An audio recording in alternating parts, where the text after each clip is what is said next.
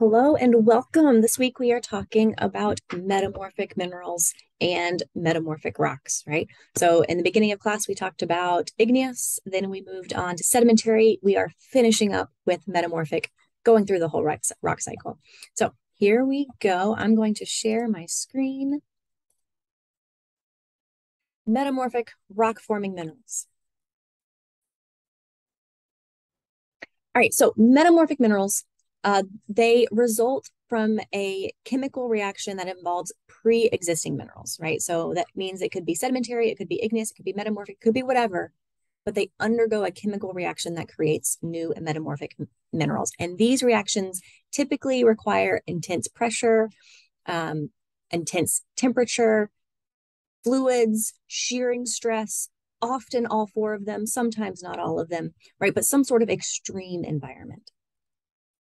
And in my opinion, metamorphism just takes a regular old rock and makes it a lot prettier, right? So you could take shale, which is plain and black, apply a lot of heat and pressure and get this gorgeous schist. You could do the same thing with limestone, which is typically just kind of gray and drab, and get this gorgeous marble. Or basalt, again, just dark black, plain, and get this wonderful green and red speckled eclogite. So again, metamorphic minerals, they can start as any other mineral, any other type of rock, undergo a series of chemical reactions to create a new metamorphic rock, new metamorphic minerals. And these reactions require some sort of intense environment, either intense pressure, intense temperature, hydrothermal fluids, shearing stress, something like that. Right. Now, there are a lot of different minerals that can end up in metamorphic rocks, but we're going to mainly talk about index minerals. And index minerals are those special minerals that indicate how much metamorphism has occurred, right? If the rock is low grade, meaning not a lot of heat, not a lot of pressure, you might get index minerals like chlorite or muscovite or biotite. But as that temperature and pressure ramp up to intermediate grade, you might start to see garnet, starlight, ramp it up even higher to high grade metamorphism, you're going to get minerals like sillimanite. So these index minerals, if you see them in a rock, tells you the degree of metamorphism that had to have occurred.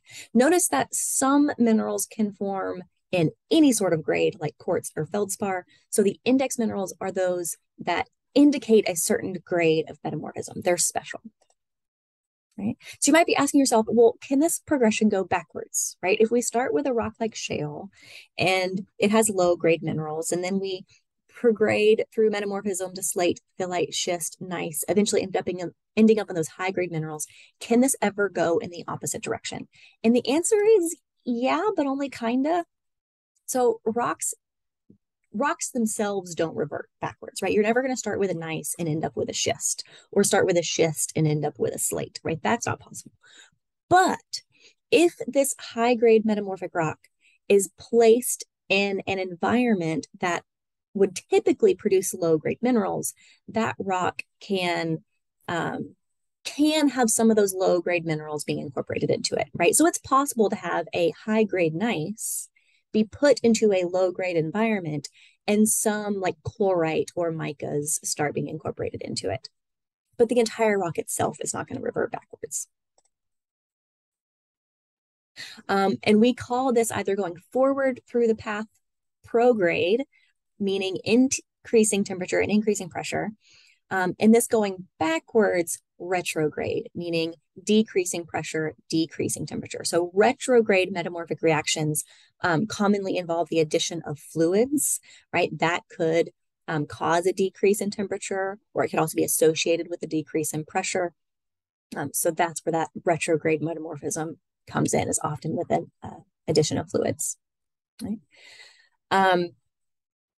And retrograde metamorphic rocks, again, they display a degree of replacement of high temperature minerals, those high grade index minerals, with those minerals that are more stable at a lower pressure or lower temperature. And where the process has not been carried out to completion, this disequilibrium mineral assemblage will give evidence of a polymetamorphic history, right? So again, as an example, if you see a gneiss, which is high grade with chlorite in it, that tells you that there must have been retrograde metamorphism, right? Because there's no way that chlorite could be in that high grade rock, that high metamorphic grade rock unless that rock had begun to retrograde, right? Had been taken into a low grade environment.